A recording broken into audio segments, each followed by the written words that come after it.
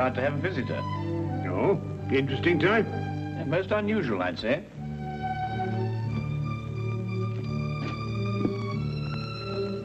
I don't see anyone.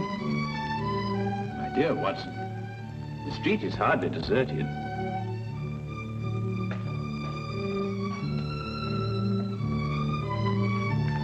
No, I don't mean that. I see one or two people, of course, but nobody appears to be interested in this flat. Watson, for the past 5 minutes, that young man has been summoning up courage to call on us. He's vacillated between doubt and decision, fear and fortitude. At last fear is conquered. Fortitude is the victor. Well, I suppose you've deduced the whole thing. Who he is, what he wants, where he comes from. As a matter of fact, I haven't the slightest idea. But with so unusual a client, I fully expect a most unusual case. If he comes here. Wait. The first step.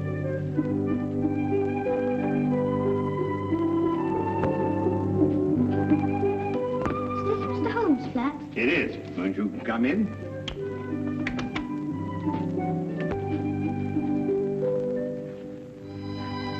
Hello.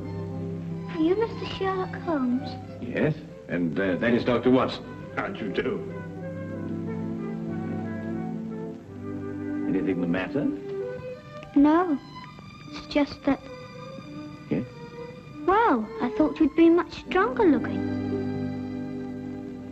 Oh, well, I'm really quite strong, you know. I can tear dictionaries in half. Can you really? Yes, of course, and I'd show you if I had a dictionary handy. Well, what I've come to see you about will take brains. Well, I think Mr. Holmes has an ample supply of those. Now, wouldn't you like to sit down? Oh, thank you. Well there, my boy. Cup of tea? No, thank you, sir. I'd like to get right down to business. Oh, good. Well, my name is Andrew Fenech. I'm 11 years old, and I live at number 17 Dudley Court, Upper Spimment Street. Splendid. Now, what appears to be your difficulty? Mr. Holmes, my father's disappeared. Disappeared? Yes, sir. His name is Herbert Fenech. He's a bookkeeper at Rondale Industries. He's tall and wears glasses. Will you find him for me? I'll do my best, Andrew, but first you'd better tell me the whole story, and anything else that may matter. Well, sir, Dad's always been the happiest and most wonderful person in the world.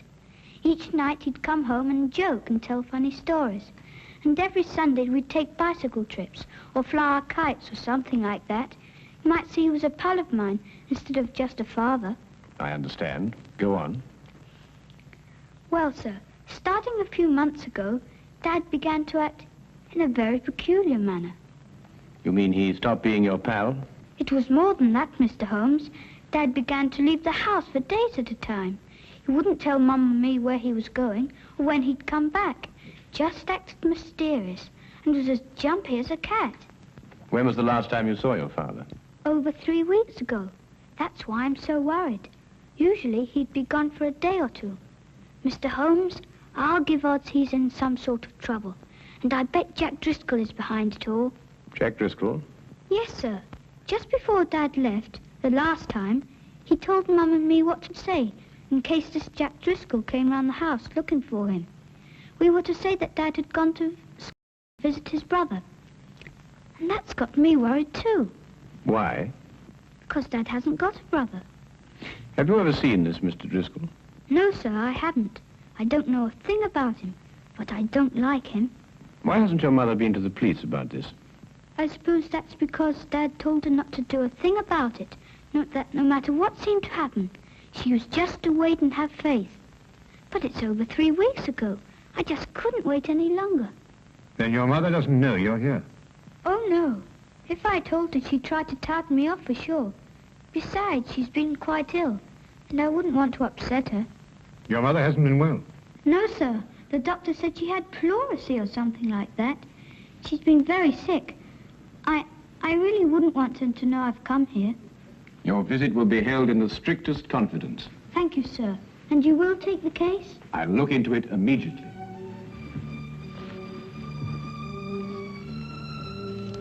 I hope this will be enough to retain your services. Oh, well, no, that won't be necessary, Andrew. But I insist. It's £2.06. It's all my own money, and I saved every bit of it. Now, I think you'd better hold on to it. Perhaps you can do me a good turn someday. No, sir. A business deal is a business deal. Pay on the line and no welching on dips, I always say. Very well, Andrew. It's a deal. But £2.06 is far too much. I'll settle for £1. Really? £1 enough? Quite enough, Andrew. Thank you. Thank you, sir. I'll let you know as soon as I hear anything, Andrew. Goodbye, my boy. Bye, sir. Well, Watson, we'll find that boy's father if you have to search every gambling den in England. Gambling den? Yes, didn't you notice his clothing? Well, I suppose so. Nothing extraordinary there. On the contrary. The shoes were most expensive, but the coat was threadbare.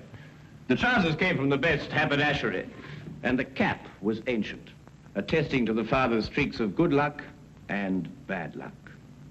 Yes, but that's not sufficient evidence to label Fenech a gambler. Quite right, but there were other indications. Young Andrew's speech, if you may recall, was sprinkled with the peculiar jargon of the gambler. Such terms as touted off, I'll give you odds, and welching on a debt. The boy obviously learned from his father. I see. Further, I'd say the man's mysterious trips were to various sporting events held outside of London. Horse races, dog races, and so on. Yes, Holmes, but why should an apparently contented man like Fenech suddenly turn to gambling? Well, my guess is that the mother's serious illness created a heavy drain on Mr. Fenech's slender financial resources.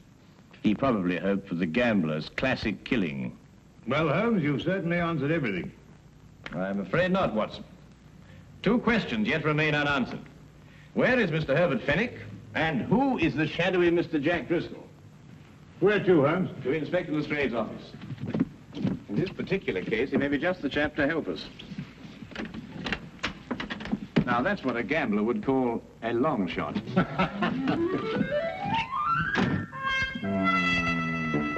Driscoll. Jack Driscoll. Oh, yes, I remember him. He was in the coal business. Oh, no, Lestrade. I don't believe the Driscoll you're referring to has any bearing on this case. Stockbroker? No, I don't think so. Parliament? No. Railways? No. Musician? What? If you'll excuse me, sir. Now, what is it? What is it, Wilkins?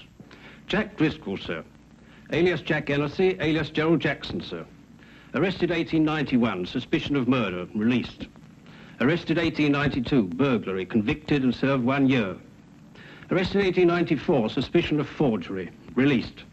At present believed involved in illegal bookmaking practice. Whereabouts unknown, sir. Now, that unsavory brew sounds much more like our cup of tea.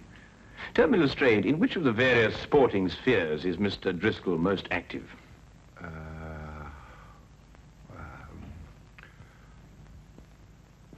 Rumour has it that Mr. Driscoll is concentrating his efforts on prize fight matches, sir. Well, thank you very much for your assistance, Inspector. And you too, Wilkins. Good afternoon, gentlemen. Well, if I know you, Holmes, I suppose now we'll be attending a prize fight. Quite right, Watson. This very evening, hulking Harry Thornton meets Powerhouse Percy O'Noonan at Londonderry Gardens. Powerhouse happens to be a personal friend of mine. You know a fighter personally? My dear fellow, I once blackened his eye for him.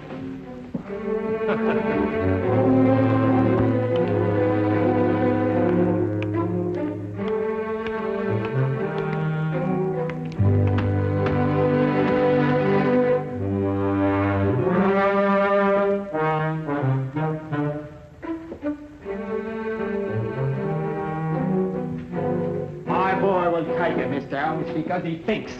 That's the kind of fighter I like, a fighter with brains. A very good combination, Mr. Finnegan. The best. Sometimes you makes a mistake. You sees a fighter what? It's hard, and you think maybe you got a champion. But if he don't think, nothing. You understand? Oh, yes, perfectly. Tell me, Mr. Finnegan, have you got... Excuse me. It's time Percy got started now. You can take him up now.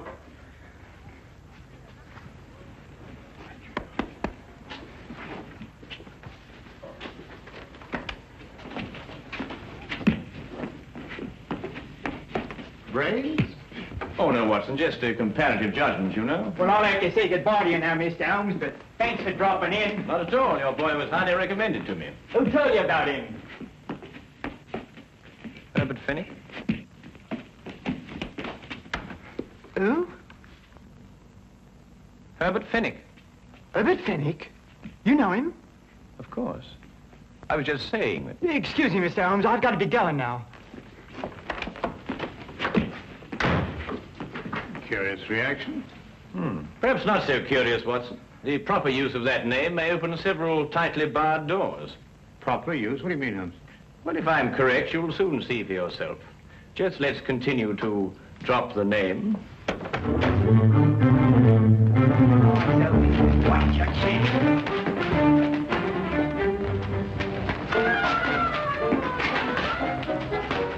That's it now. Hold it. Hold it now. Keep your eyes open. Right.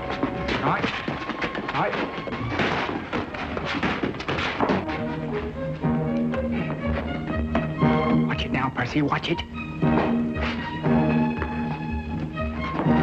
That's it. That's it. Hold it now. Hold it.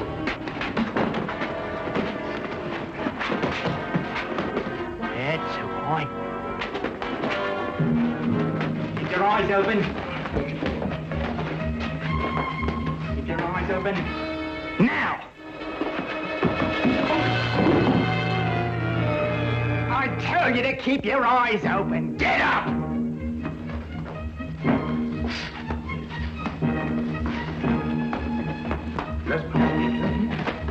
Good old Herbert Fenech. I must remember to get his advice on next week's card. You know, it's a pity poor old Bert Fenech couldn't come with us this evening. Yes. Do you know what old Herbert Fenech told me this morning? No, what did Herbert Fenech tell you this morning? Did you hear that? You know, Watson, it's not every day you can meet a man who'll give you insight. Sounds like just what Driscoll's been looking for. I told you that they did it. You remember I said... What are you waiting for? That we met a chap like... Don't like taking him here.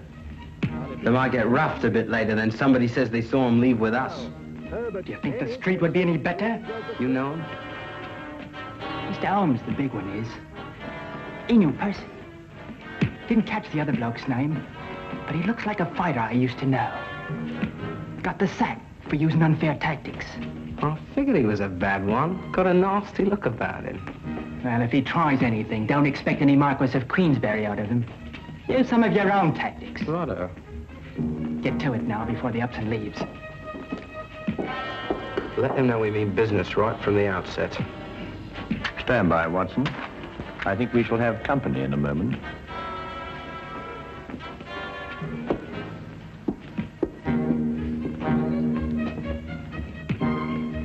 I beg your pardon? Herbert Fenech a friend of yours? Yes, but I don't see why. You come with us. Certainly not. Who are you?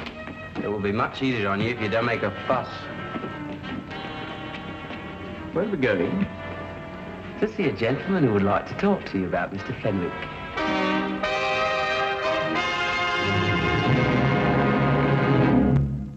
All I want to know from you is where you saw Fenech last. Well, I believe it was at Murgatroyd's saloon. No lie. Here, I say, look. Fenech wouldn't go to Murgatroyd's. Maybe the Green Man or the Houndstooth or the Brass Goblet, but never Murgatroyd's. There isn't too much money. Well, Mr. Driscoll, you've been to a lot of places today. Perhaps it was one of the others. How do you know my name? Well, You were pointed out to us. It seems you're quite a well-known figure in certain circles. Well, Mr. Driscoll, if we should see Mr. Fenech again, is there any message you'd like us to give him? he knows what I want, that Wilshire. Oh, he's in debt to you, is he? Over £1,000. And I'm not willing any longer to collect. If I get my hands on Fenech, that'll be the last of him. And that goes for you, too, if I ever find out you helped him in any way. Now, get out of here.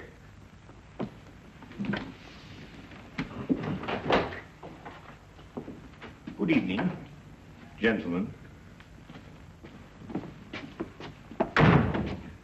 People just don't have any manners anymore. And this is not the time to instruct them. Come, Watson. Well, I only hope we're going to a place where they appreciate proper behavior and the finer things of life.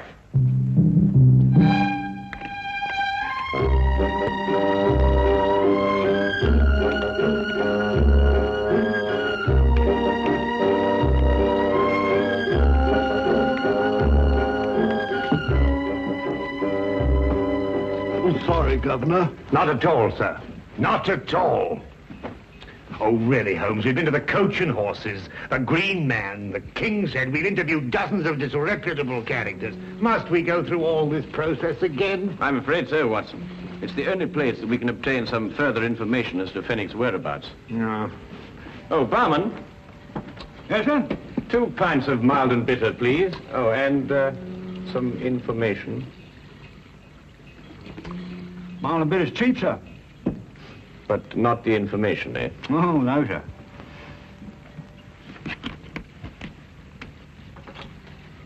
Herbert Fenech. Oh, him poor chap. What do you mean? It was along here not a few weeks ago. We were talking in confidential like. Told me booked a passage to America. Too bad he won't be able to use it now. Oh? Why not? We say you haven't heard. No. Fenech's dead. Suicide a few hours ago. But how? Where? He rented a room not far from here. And he went down to the Thames and threw himself in. Left a note saying he was in trouble, couldn't go on. Let's see. Have they found his body? Oh, no, not yet. Only his hat floating in the water. Poor chap, wasn't a bad sort of a chap, you know, but gambler. Had a run of bad luck. Come, Watson, we must hurry, or Fenech's luck may turn from bad to worse. Bad to worse, he's dead.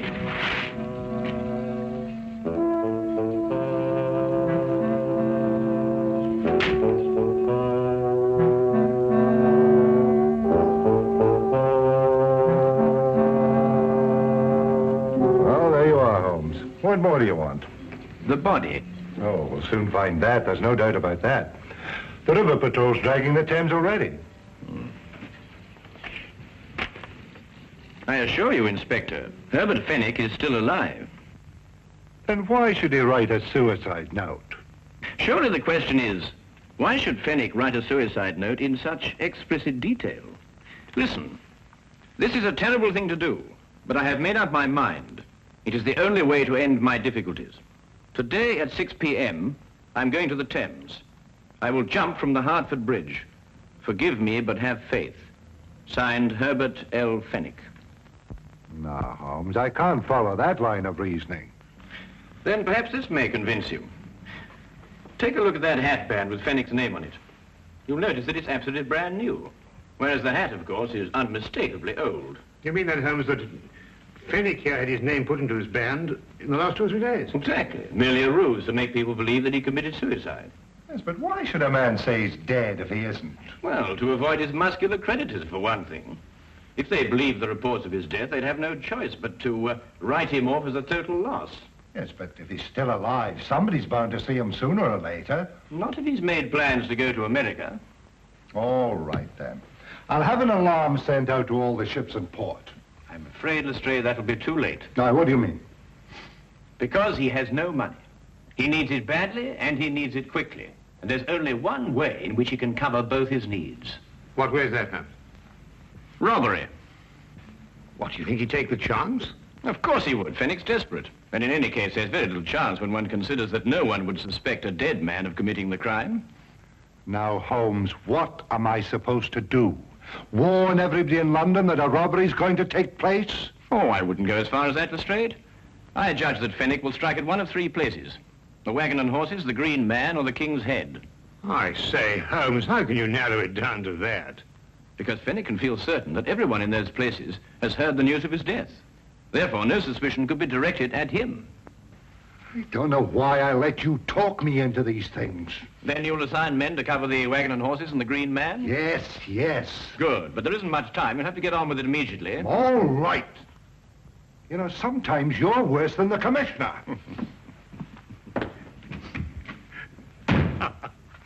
Tell me, Holmes, what about the King's Head? Ah, that will be our little project, Watson. But first, I want you to carry out a mission of the utmost importance. Now, listen to me closely.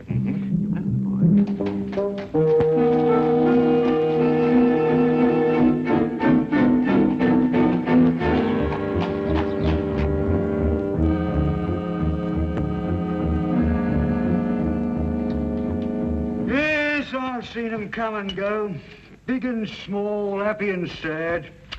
And I tends to my business and keeps my hands clean. Ah, well, that's a splendid philosophy. Yeah? It's getting near closing time.